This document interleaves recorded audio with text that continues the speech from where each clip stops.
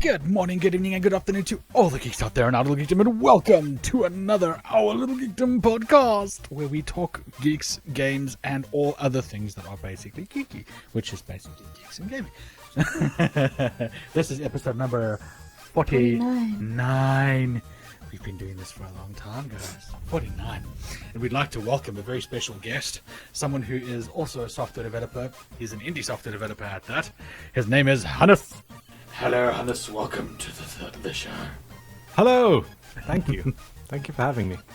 Awesome. So, Hannes is the developer of it's called Cuddle Monster on Steam, guys. So that you want to find out anything about the games that he has developed at the moment, they're on Steam as Cuddle Monster Games. That's where you can look for them. But then look for the games that are there first, and you'll find the developer name behind that and all that. You guys know how to work Steam. You don't need me to tell you. Anyway, guys, so we're going to find out a bit more about Hannes and his company. Hannes, how did you come up? How did you developing games and developing in general come about? Yeah, it's a long story. How far back do you want me to go? As far back as you'd like to go. I had a Commodore 64 way back in, guess it would be like late 80s, early 90s sometime. Nice. I was like hacking away in BASIC, like making little things in there. Some of them were game-like and some of them were not. And I've always been like a big nerd in terms of coding on computers and drawing and like making pixel art and stuff like that.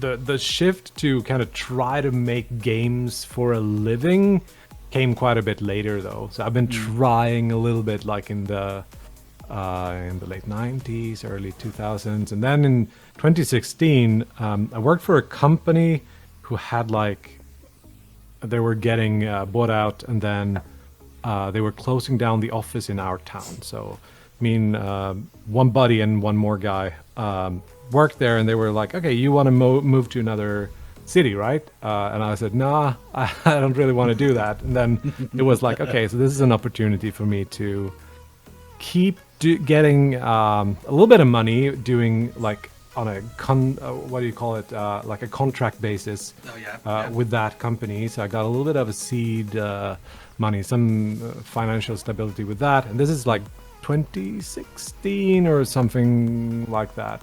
Yeah.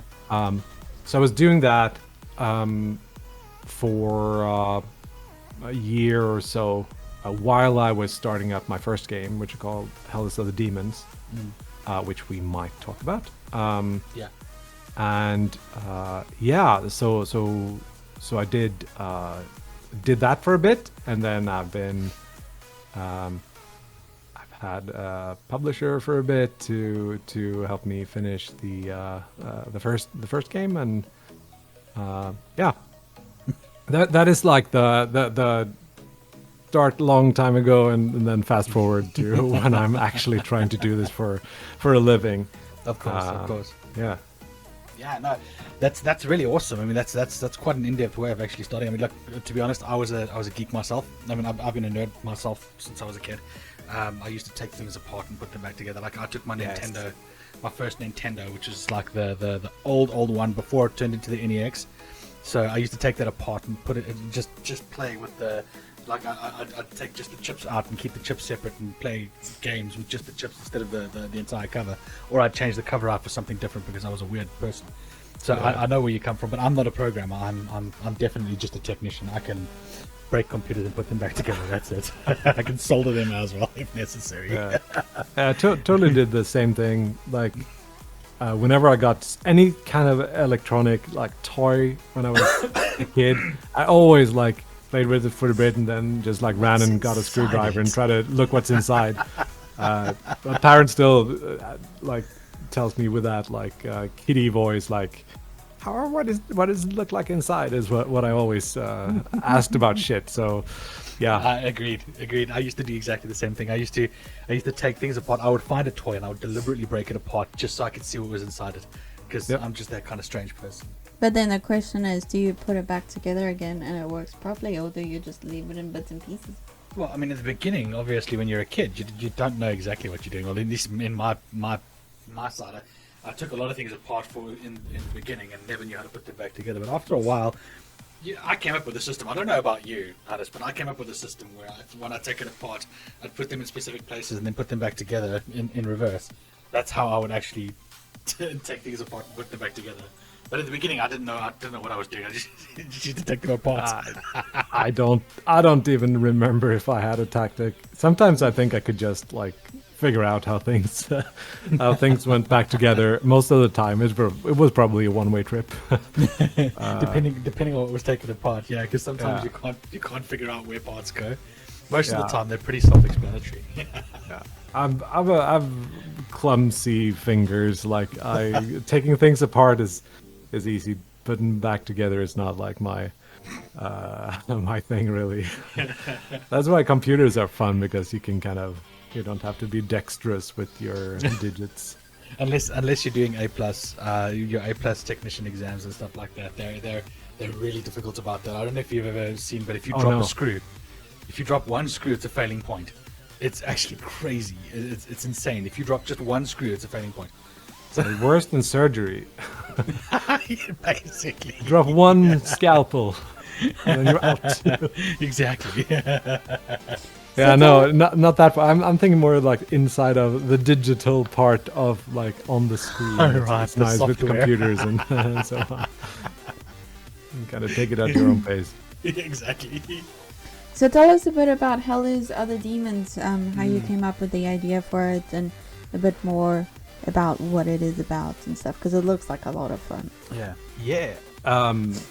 So way back when I used to do a lot of game jams, and there was this particular game jam called GB Jam for Game Boy Jam. I guess it's a copyright reasons they don't call it that.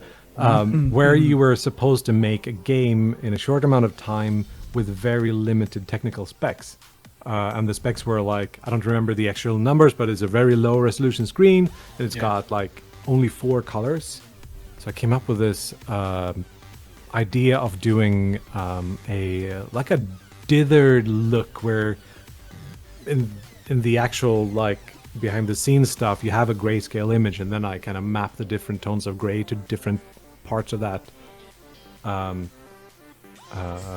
of those 4 colors, and then I just applied slightly different colors to that. I was inspired by games like, I think at least, this is so long ago I don't quite remember, but I think it was games like Devil Daggers and Downwell that had these kind of lo-fi aesthetics with very like action arcadey kind of feels. Yeah. On this layer of like replayability. So the game is a platformer where you mostly in one arena, and back in those days you could shoot left and right, and you can jump, and you can pick up different weapons, and you could get a high score and compete on leaderboard. So that was the original version of the game. You were like a demon slaying demons. So I thought like it's a good name would be Hell's Other Demons, because Yeah, that's it's an appropriate name. I have to admit, looking at the game. Okay, for those of you who know me, I play a lot of old classic games like your Nintendo games and stuff like that way back in the past. In other words, this is right up his alley. It's right up my alley. Yeah, I was actually speaking about it earlier. This reminds me of Contra. When I played Super Contra, this was the game that basically it was one of my most favorite games, was playing Super Contra, and it gave me the same feel, but with a whole bunch of different story to it. It's really quite epic. I just watched the video and I'm like, wow, this game is good. So yeah, no, we're definitely we're keen on. We're going to be putting that on our wish list soon. We're going to be buying that. Definitely going to get that too, 'cause supporting the developers. I'll see if I can hook you up with someone who maybe has a key or two. Did you make the music and stuff yourself? No. So the way I do things generally is I'm it's hard. I don't want to call myself a solo developer because there are so many more people involved. But I make graphics, and I make code, and I make like the game design, and so on. And then I try to hire people for or like have contractors do music and sound design and publishing and marketing duties. So the music is done by Remy Gallego, who's also known as The Algorithm. He's like a progressive techno metal act. It sounds like it. Yeah, he's great. And if you played a game called the the letter V 6 times by Terry Kavanagh, the musician for that game, Magnus or Soul Eye, made the sound effects for the game. So these are some like by extension contacts that I've had before that I felt like, oh, this would be perfect. Yeah. And I think music and sound went like fits the game like a glove. Those dudes made did a really good job. Yeah. It sounded like it. I mean, I was listening to the music just on the trailer itself, and it was cool. I thought it was quite epic. It basically gave the feeling of the game right there. All you have to do was like that. Yeah. Boom, done the music. Yeah. It makes it all demon-y. It was quite cool. I thought it was quite interesting. Definitely something, else that came out of that was the music. That was what drew me out. Was when I listened to it. I thought, wow, this just like, you've got this old school design for a game, and you've got this modern music added to it. It just it You changes don't the think aesthetic it of would the game. work, but it actually kind of does. Yeah, and it completely changes the aesthetic of the game as well, which is quite cool. I have to honestly admit. I think the style of the music was like I actually made a track for the very first, like back in the days, to get on Steam you had to do a green light, if you remember that. Yeah. So you could put your game up for green light, and then if you got enough votes you would be able to publish your game on Steam. So I did a green light trailer that actually had a track that I made, which was this kind of synth wavy, kind of slightly retro but still that pumping like thing. And I think I showed that to another buddy of mine, Fabian, who's actually the agent for Remy. And he was like, "Oh, I know the perfect guy. He's actually getting into making like synthwave stuff with another project that he was working on. He's like looking for stuff to do."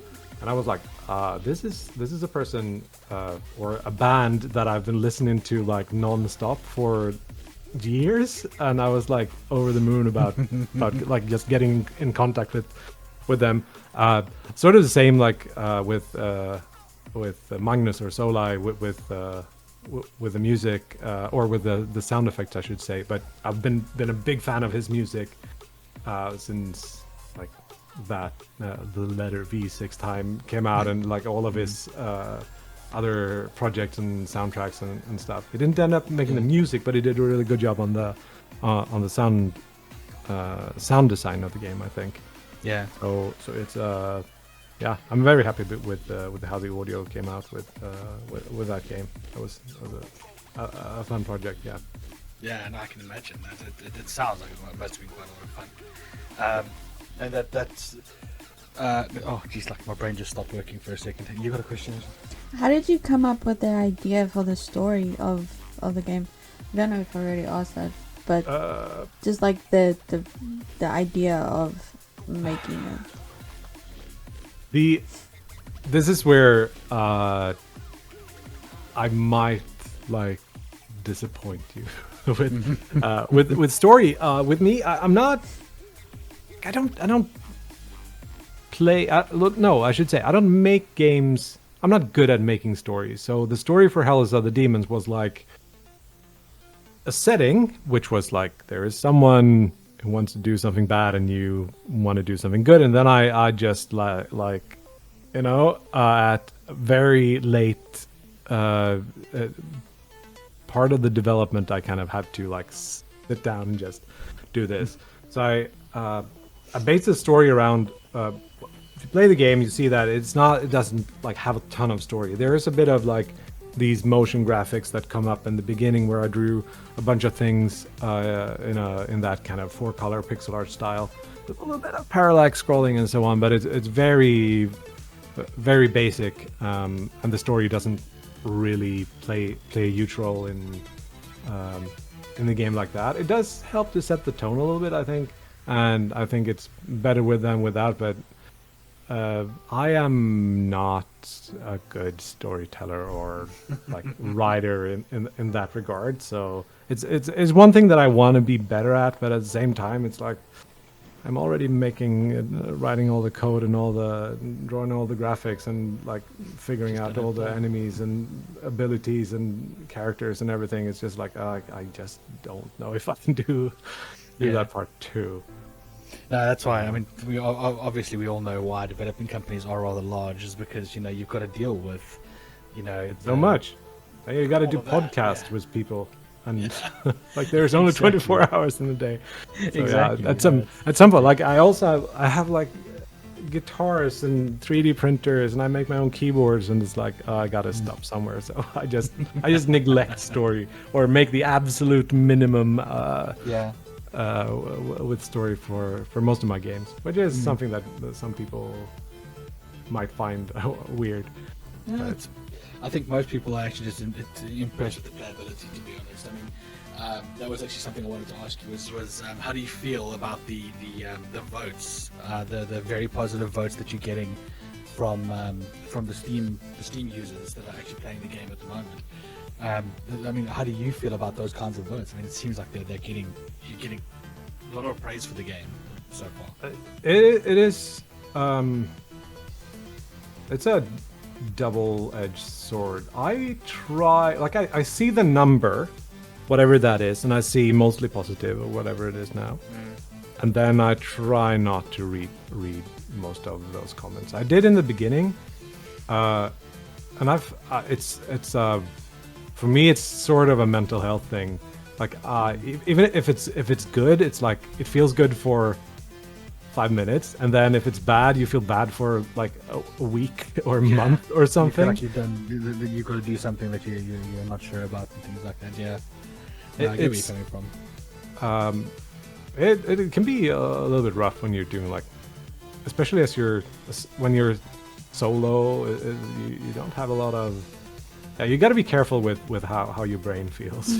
Yeah. I try not to dive into that for good or for bad. Like, I see it's mostly positive, but sometimes I scroll and I see one of those red thumbs, and I read that and I feel like, okay, you're right, but and then I feel bad, and then So just read the blue thumbs. No, sorry? Just read all the blue thumbs. The problem with that is, though, you'll never be able to develop your game better and be able to fix any of the issues. I get where he's coming from. You don't want to, but at times you look at it, you're like, I've got to go through this because someone's going to give me some advice that I need to actually sort out, and I've got to go through it. It's exactly the same with being content creators. You don't want to read the bad comments, the comments where people are saying that you suck or anything like that, but you kind of have to, because they might have information you'll that never you know can change. unless you change. Yeah. It depends. I feel like sometimes reading too many comments makes it feel like you're designing the game as a committee or like that's true. that kind of thing.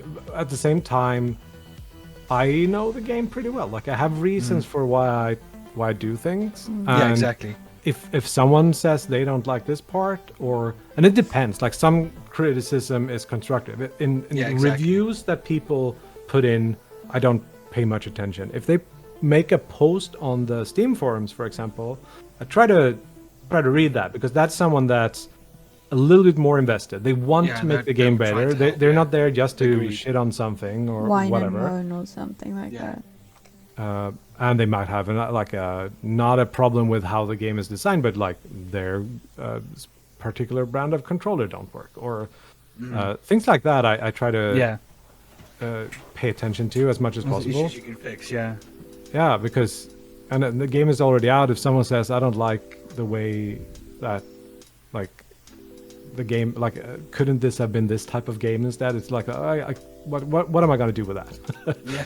Like I cannot remake the game because one person said something. Like this was the vision I had, and I made the game as close to that vision and of course the vision changes over time. but, Yeah, of course. yeah, and as bad as I haven't like from way back when I actually read comments. Also, this game has been out since 2019. That's like an eternity ago. So I don't keep up with the game daily anymore. Like it's a thing that goes in there. When I'm working on my other game, I sometimes see a little blue, like you have a new message, and then it's a forum post on the Steam forums. And I try to read that as much as possible, but I don't interact with the game that much.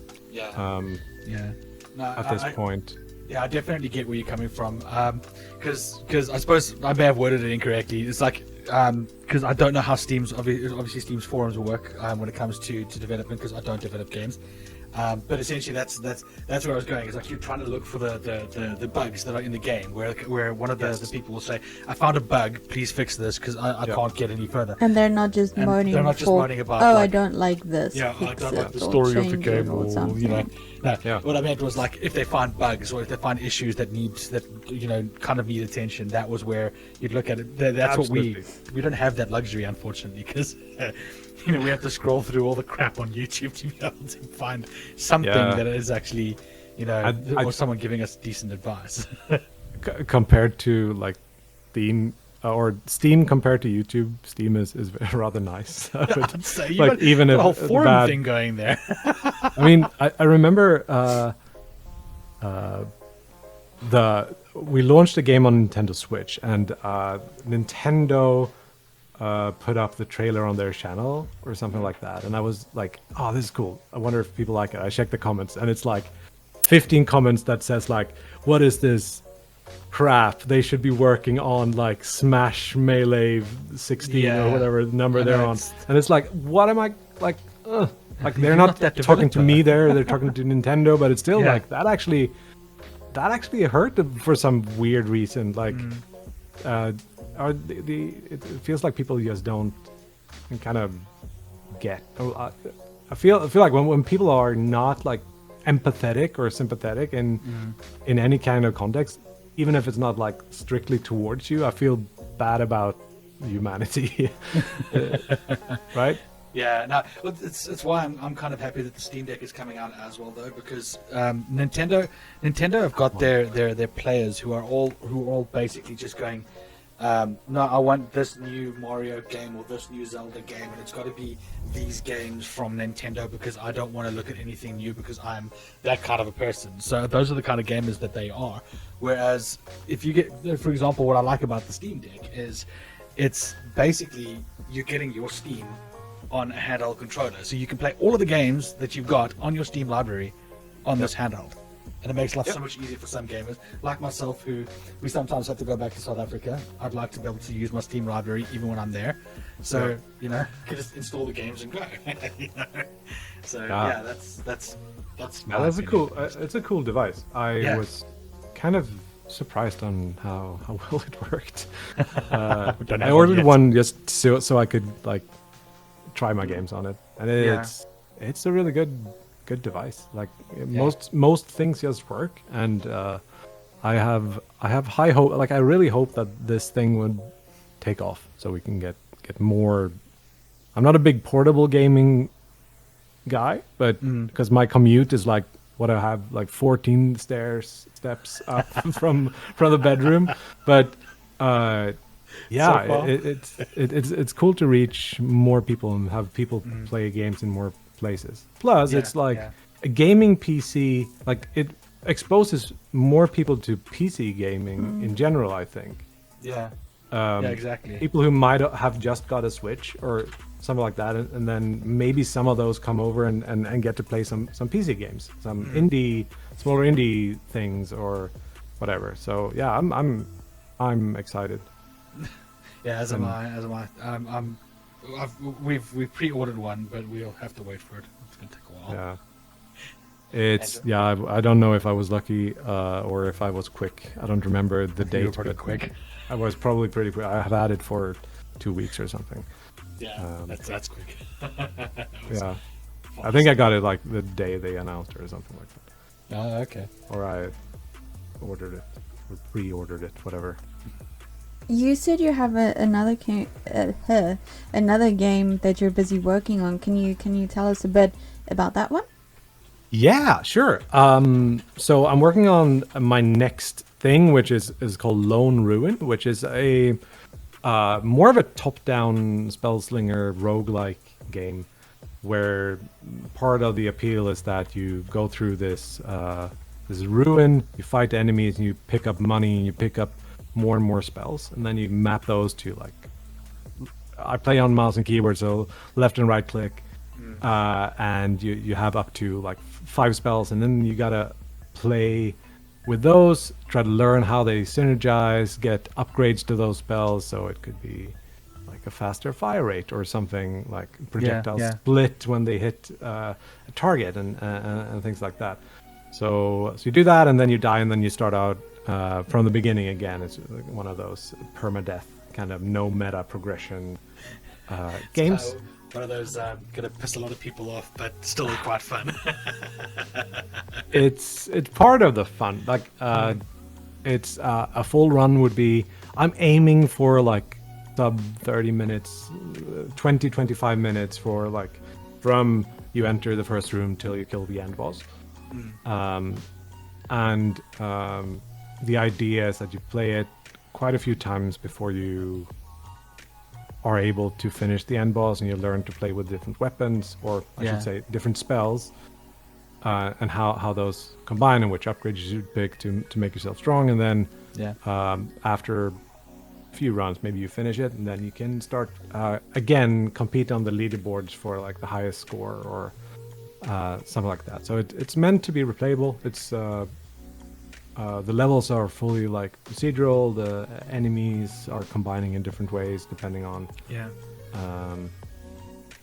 which run you're doing. Nice. Yeah. So just like with Hell's Other Demons, this one came out of a jam, but this time it was a jam that I put on myself. Oh, nice. So I was working on another thing like Lost. That was this.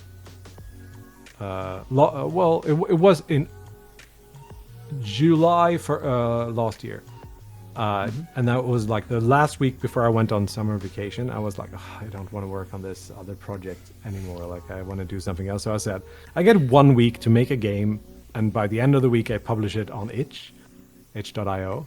Okay. So I was like, what kind of game can I make? And then I streamed the entire thing. So it's like, I would say 95% of that first week is available on my like YouTube VOD archive. So you can watch almost the entirety of that game. I wouldn't say it's a prototype. It was like the full game minus sounds, because my brother, who makes the sound and music for Lone Ruin, wasn't available. And he came in a bit later. So this one had the limitation that what is a game that could be cool that I can finish in 1 week. And then I thought like, okay, this was pretty fun, and I started like talking to some people on the publisher side that I've been talking to before, and I ended up signing with a publisher called Super Rare Games. And then we try to make that game cool as possible. And then back then it was called Robes, and then we figured out, oh, that's kind of hard to Google, so we renamed it to Lone Ruin, which is better at the Google. It fits the Google. It fits the Google SEOs quite nicely. At least like when I'm Googling it, it works. But yeah, so on that note, like I keep streaming. Like I do that with all my game development almost daily, depending on which phase I'm in. Like if I'm doing like certain platform stuff, I can't show those things on stream, so I don't do that. Or if I'm like, okay, I've got to really crunch now and just get this done, I don't need any distractions. Yeah. Yeah. So I try to stream as much as possible. That keeps me both. It keeps me company, and it just keeps you on the straight and narrow in terms of like getting shit done, because people will call you out if you're like, I can't look at YouTube or whatever when I'm streaming. Yeah. It might as well work.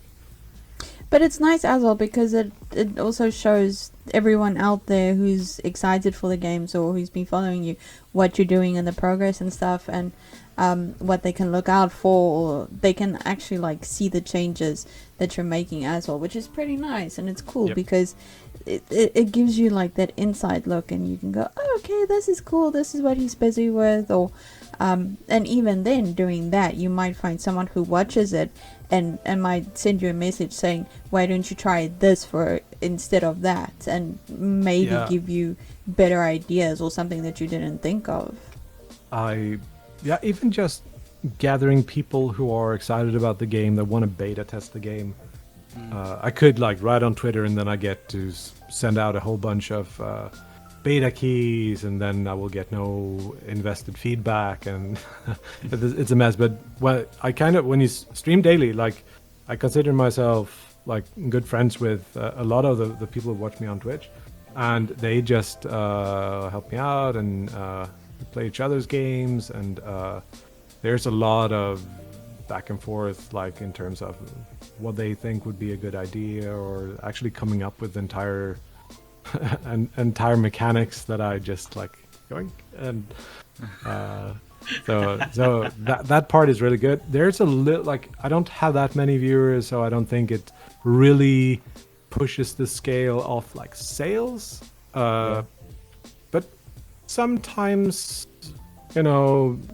someone knows someone who knows someone, and then it might help that way. But the primary thing is just like, as I said before, I'm a solo developer, mostly. This project, so that's another fun like development with Lone Ruin, is that I've been able to bring on my brother for like a little bit of time each week, and he makes the sound and the music primarily, but he's also like, we're playtesting, we're bouncing ideas off each other, and so on. I feel like it's really a multiplicative thing when you're having other people to talk to. When you're just sitting in your bubble and coding and trying out the things, you kind of don't come up with new shit as much as if you're communicating with others. It's that's been really fun, and the same goes for Twitch chat, but maybe in another way or so on. Yeah, no, that makes sense. So you're quite the quick developer. Are you looking at making this into or turning the company, should I say, into something like bigger and making larger games and more in-depth games and things like that? Is something that you're looking at, or are you going to keep it at just small quick run games? I want to make smaller games, if anything. Okay. It's like with the Robes, as it was called back then, Lone Ruin now, I was like, okay, so I made this in 1 week. What can I do in 3 months?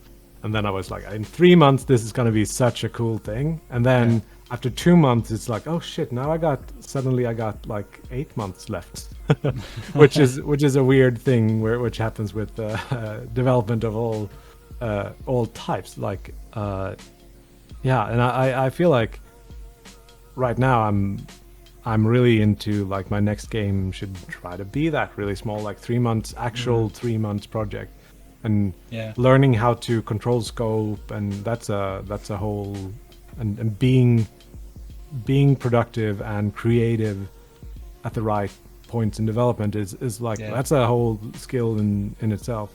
So no, I'm not trying to make bigger things.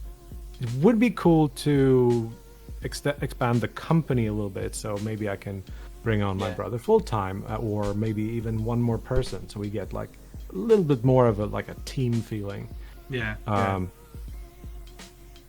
Even if it's on like remote basis or whatever that would be. But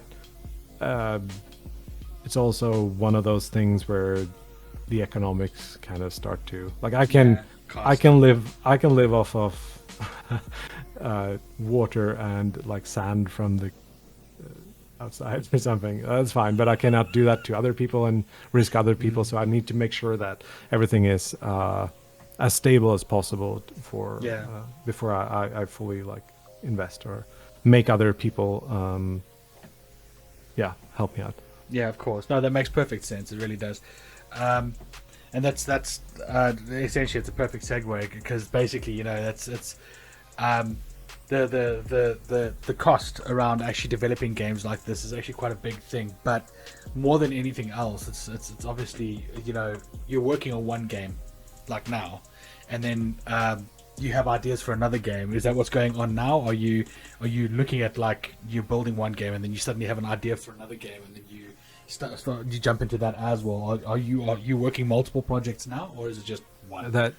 That used to be like this is a whole whole subject, but I have a habit of starting things up, and then when things start to get hard, like you might like recognize this character trait from other people, but you start something, and then when like it's so fun in the beginning, and then you hit this point in the development where it's like, okay, now things are getting a little bit hard and not everything is fun, and the velocity of development is so fast in the beginning, and then it starts to slow off, and then someone says something nasty on Twitter about how this is not a cool game or whatever, like the mentally unstable, and then I feel like, oh, I don't want to do this, and I don't have to because I'm not like signed to anyone with this, and then I also have this other project, right? So with Lone Ruin, I tried to, because I was between I released Hellas of the Demons and when I started Lone Ruin full scale development in like September or October of last year, I did a lot of smaller projects that went to like 20% for completion or something, and then I just like started a new thing. So I've been trying to not do that with Lone Ruin. At the point where the project is right now, it's starting to get to a place where like I definitely will finish this game. Like that is not an issue. And I can afford to think about maybe do like little prototypes for things. So yeah, we're gonna try to start up a Monday prototyping thing. So I like steal one day from development or something like that of Lone Ruin and try to think about the next game, because it's one of those things where like you finish a game, you release it, and then you don't have money for at least like if it's a super hit, you don't get any money until like 2 months after. Yeah. So what do you do in the meantime? You gotta have like you don't want to be in the place where you're not working on anything, you don't have any money, and then or at least not any money coming in. So you want to be get ahead of that a little bit and be like excited and start build something else before you get that out. But yeah, it's still a ways to go with Lone Ruin, so we'll see exactly how much of the prototyping I get to do for whatever next project comes out. It's gonna be a small one though. That's the thing I'm excited about right now. In your opinion, what makes, and it might be a weird question, but it is something that just came into my head, so I thought I'd ask it. But in your opinion, what do you think makes a good indie game?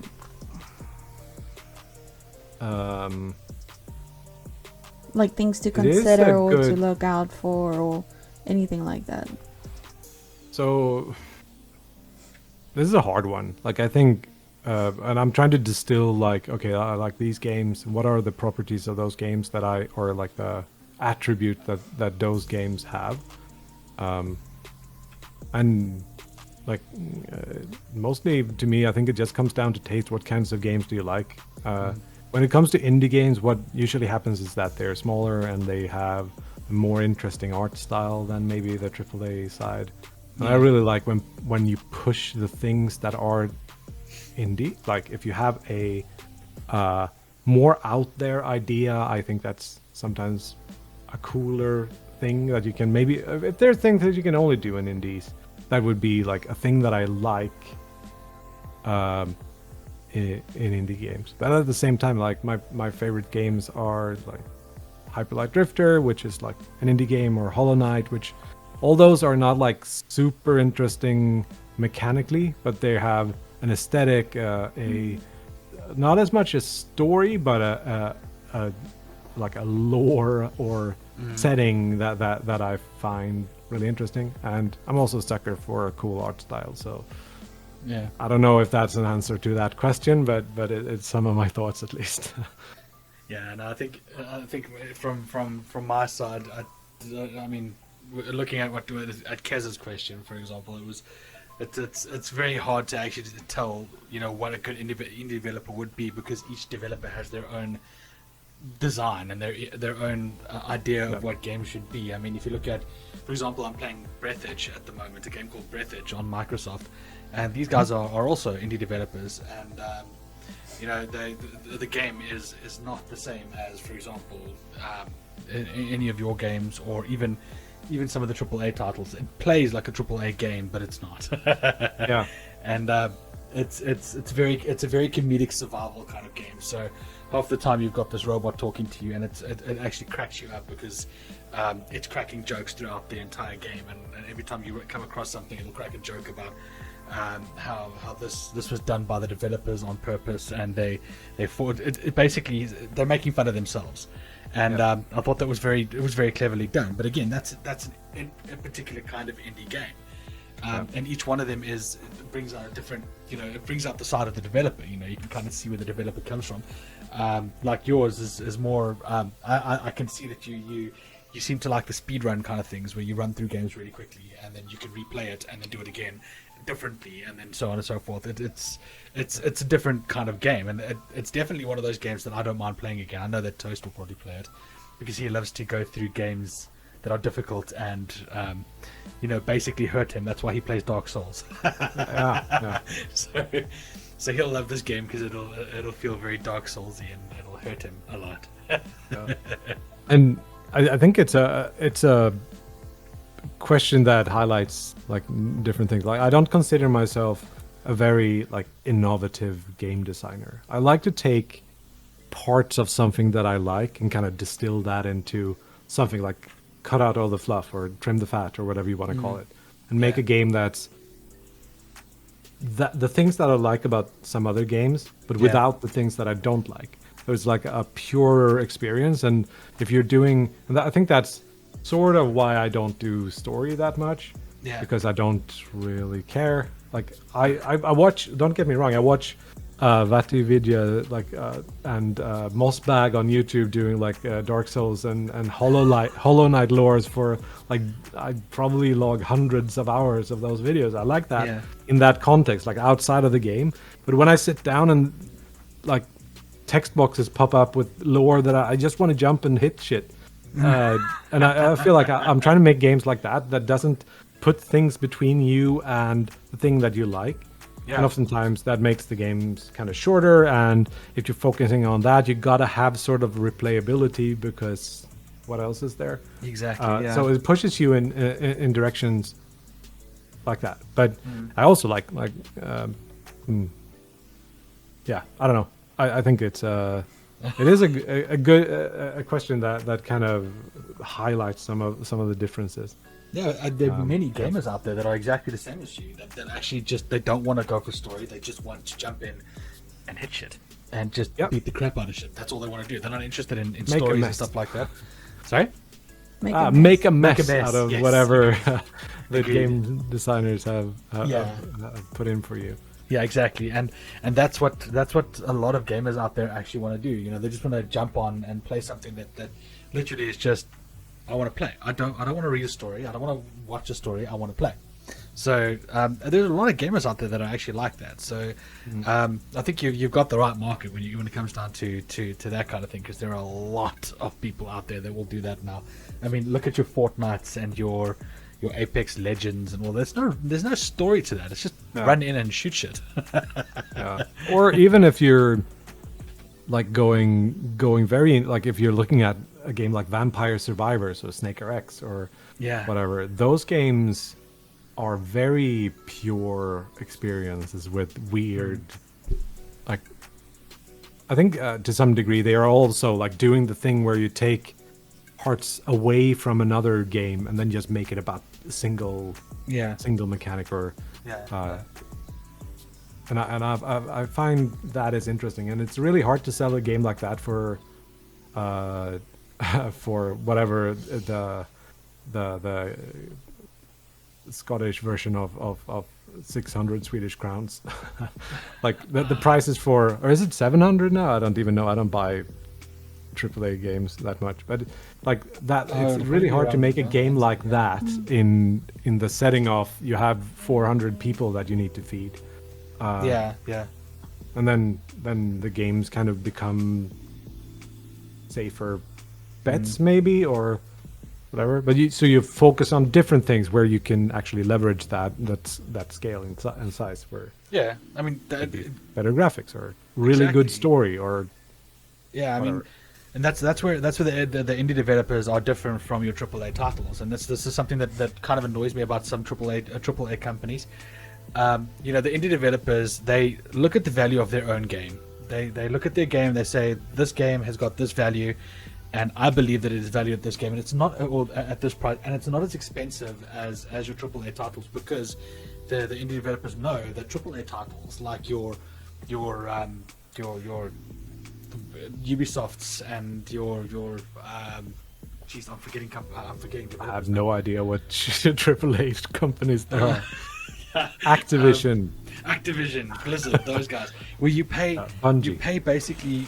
Okay, for us it'd be 50 to 60, even £70 for a game, and you know that's a lot of money to spend on a game that it's just not worth it. Sometimes broken, sometimes not really 100% finished.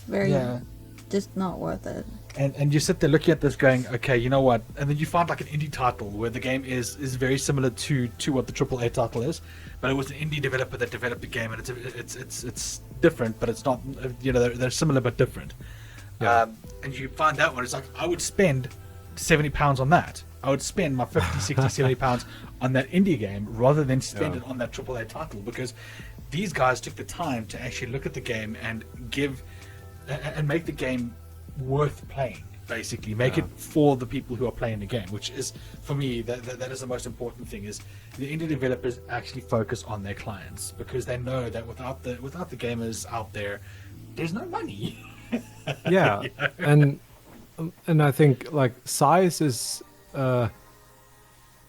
if you have like hundreds of people, that you cannot like steer that ship, you cannot turn it quickly enough to avoid some disasters. Exactly. So you're gonna end up like, oh shit, if we overshoot by 2 weeks, we're actually burning through the profit margin for year one or whatever. It's like so much, such scale to things that I can totally see how that becomes with like better and better graphics.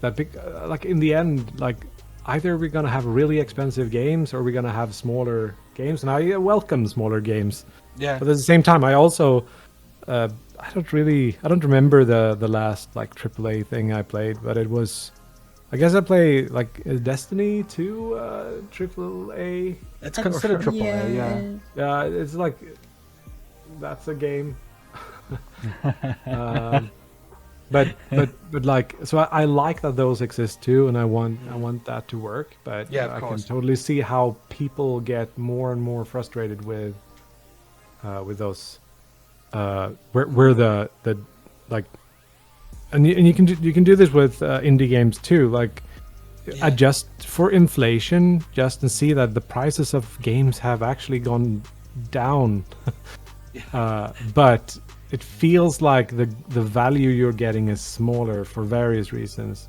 One of them is like there are so many games out there that you value each individual one quite a bit less.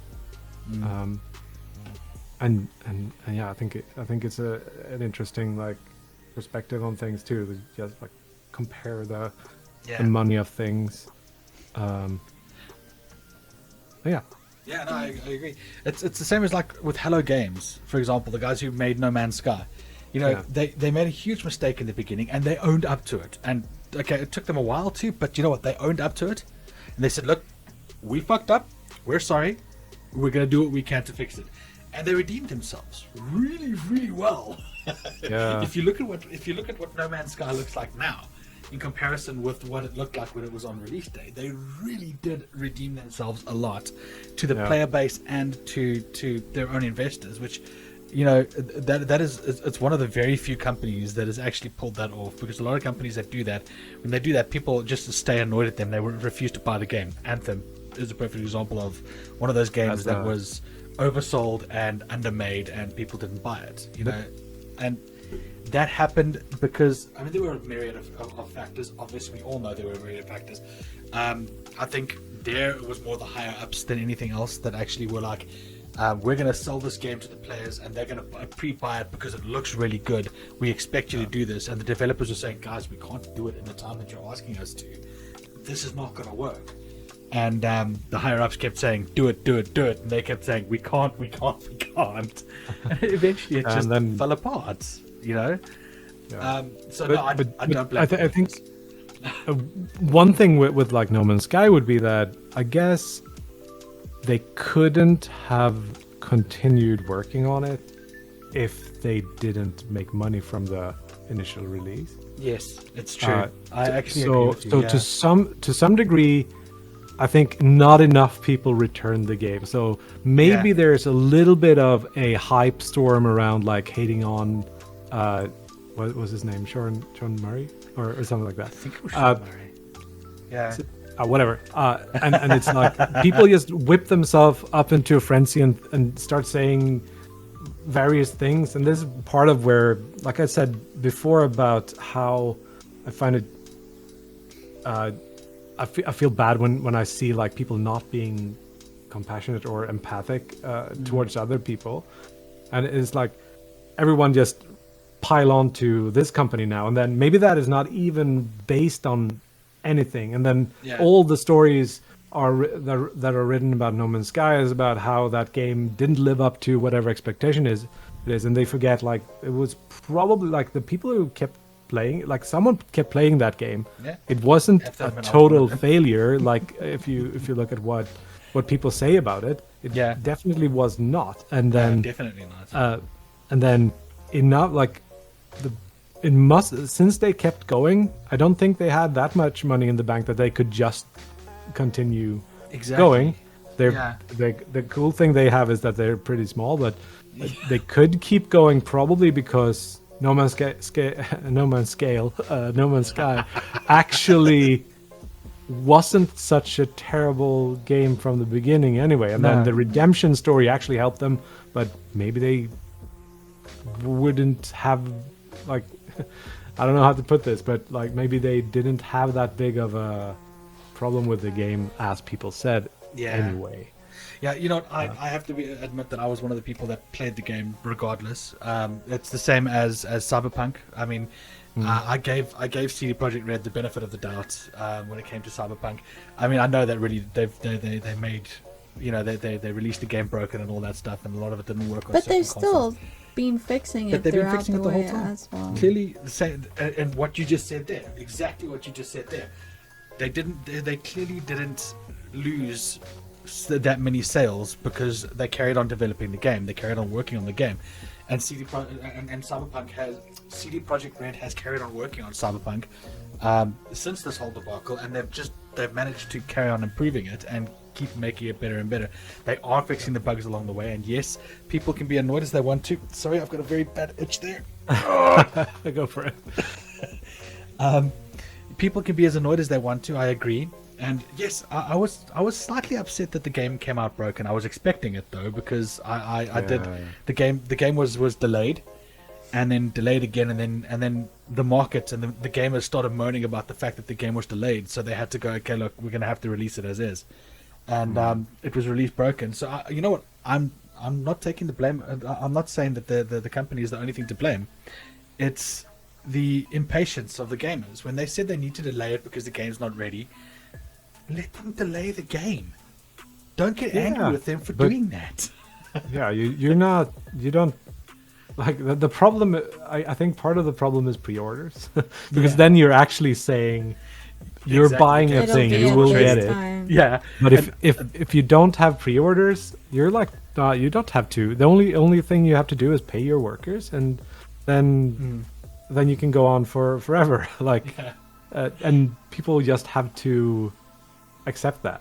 Yeah, I think the coolest example of that right now is Silk Song. If you're following it is Hollow Knight's sequel. Oh, okay. Which is like been radio silence since forever now, but sometimes they just put in a little thing, and it's sort of almost like a meme thing right now, where there is a YouTube channel that has like daily Silk Song news, and they put up like a 15-second thing every day, and it always says like no news today, Major screen door. or something like that. Yeah. You should, if you haven't played Hollow Knight, you really should. That's I actually a really want good game. to. I saw it on Game Pass the other day, and I'll give it a shot too. I've seen a few people play it as well, and I'm like, I want to play it, and then something else catches my eye. But I saw it again last night, and I started the install for it, so I might just play it today. It looks cute and fun, but also weird at the same time from what I've seen. I love the artwork in it, the same as you. Every person that I've watched play it, the artwork for that game is just so pretty. Yeah, and it's done by like 3 people. It's crazy what scale that game has, and if you haven't spoiled yourself with that game yet, just go in sort of blind and see where it takes you. Definitely. It looks cute, but there might be something more in there. You'll see. Yeah, of course. No, definitely. Right, so what we're going to do now is we're going to ask you some really silly questions. It's like, we call them silly questions. It's just like so people know that Quick you fire are. questions. Yeah, it's like so people know you are a person, and you're not just like, hiding behind a screen saying I'm a corporate man and that's it, nothing else. I am a corporate. I'll take off my robot mask now, and my real face can. Your real face can show. Come through. Yeah. So it's basically just so that obviously also the people listening, so that they can hear that you're like you either have the same likes as they do just or silly not. fun But it's things. silly fun questions, yes. So Andrew, you can start this time though. I'm gonna start with the weird ones. Burgers or pizza? Pizza? Any reason why pizza and not burgers? Like burgers, like pizza is almost always good, but burgers is okay. So my brother and me, this is not gonna be quick fire, is it? My brother and I, he's a chef. We make smash burgers, or like he makes smash burgers, and I watch him in a very like intense way. When we make smash burgers on my grill out here, those burgers are better than any pizza I've had, but most pizzas are better than most burgers. Okay. That makes perfect sense. Yeah. That actually makes perfect sense. Your turn. All right. Favorite sci-fi movie that you've seen? Oh, that I've seen. That is a hard one. Recently, I kind of liked Dune, the new Dune. I thought that was pretty cool. Like a little bit slow feeling in a good way. Like I missed that from older sci-fi stuff I used to watch. Okay. It was like almost a throwback in terms of the 2001 pacing. Space Odyssey. Yeah, I like that one too. So that might be Kes a couldn't thing. stand it. Yeah. She watched into to when they land on the station, on the space station. That's as far as she watched. She was like, "This movie is so boring. I can't watch it." Yeah, it can take you. Yeah, I don't know. I don't even know how to. At least I respond to tried. that. She did Yeah. try, yes. A surprising thing, she watched The Godfather and absolutely loved it. So, you know, it shocks some people that she actually likes the Godfather. But I don't know, it's a decent movie. I enjoy it. I've got the entire series, so I liked it. But anyway, that's a good one. I like Dune. Dune was a good book. So the movie was original movie wasn't great, but the new one is apparently exceptional. So Yeah, I think it's good. Cool Nice. sound design, cool everything. yeah, I've heard so. A lot of people are telling us we need to watch it. Your turn. Favorite supervillain. Sorry? Favorite supervillain. A real one or fictional? Fictional, A preferably. fictional. I can't say that I have one. I am not that. I don't watch any of the Marvels or DC stuff. I used to read a little bit of comics on like the iPad, but that was like The Walking Dead, and there was no like supervillain there. So yeah, I don't have an answer for that one. Sorry. What's his name? Professor Chaos. What? Professor Chaos from South Park. But Oh, okay. Butterscotch. Okay, wait. Golb in Adventure Time. Oh, good enough. Good enough. Okay, so it's pointless to ask you what favorite comic because you were quite a fan of The Walking Dead. Yeah, I mean, my favorite comic is probably like He-Man from way back in the 80s. I used to read those like religiously whenever they came out over here, and so I would probably say that. It doesn't feel like they've held up very well in like grown-up times. But yeah, recently I like the Walking Dead. I actually like reading Why the Last Man. It's a thing I think I read, which I think I like. But it was a while ago. Okay. I can't think of anything. So yeah, not a whole lot of comics. All right, favorite novel. When did I read something? There it is. I don't read a lot, but I would say so. I did read what is it called? The new Andy Weir thing with space and things. Isn't all Andy Weir's books about space and things? Probably. I'm totally not googling the name of the book here. I'm totally on the not doing it other right side of now. the screen. While you're Consider it Probably googling, not then, that's what I'm doing. well then, while you're googling, do you prefer Star Trek or Star Wars? Project Hail Mary. There you go. I'm. I like.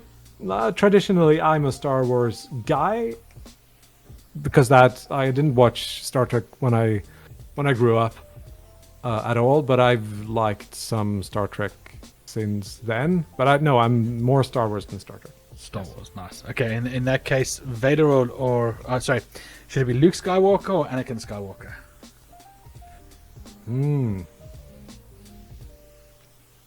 Anakin.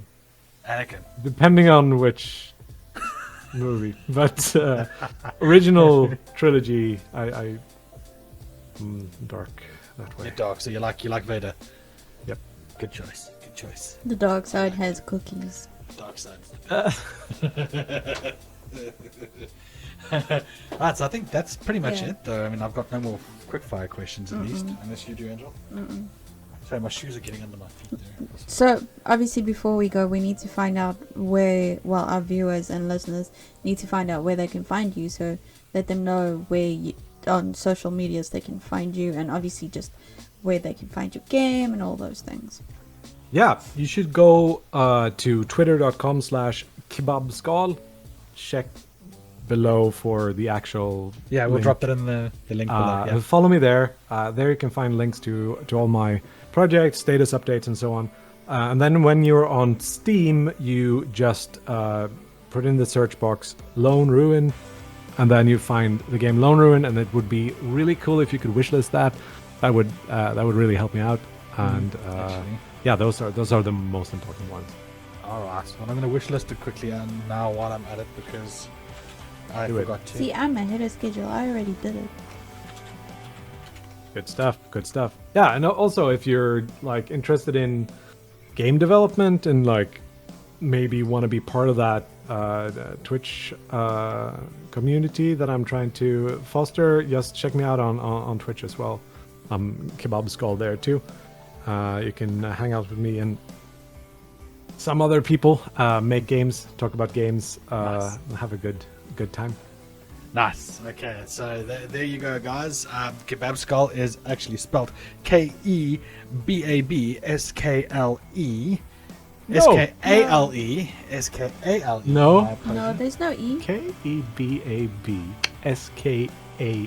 L. Is There we go. there? No E. at the No E end. in there. My apologies. No There you go. E. Sorry, That's I was misspelling it not on purpose by mistake. My brain likes to do things like that. I apologize to all of you guys out there and to you. Yeah. Sorry, Alice. But No anyway, worries. thank you so much for joining us today. It has been a wonderful, wonderful time, and we had a really great time talking about your games. And thank you for jumping on and just giving us a bit of an insight into you as a developer and your company as a company as well. Yeah, thank you so much for having me. Good to talk to you. Awesome.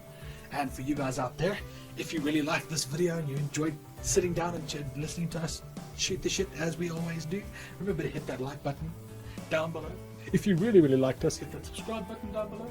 If you didn't like it, you can hit the dislike button and tell us why, because we don't mind. We like to get that kind of information. Anyway, so guys, as always, remember, Kiki. Kibby. Sorry, I kind of lost my voice there. Bye. Bye.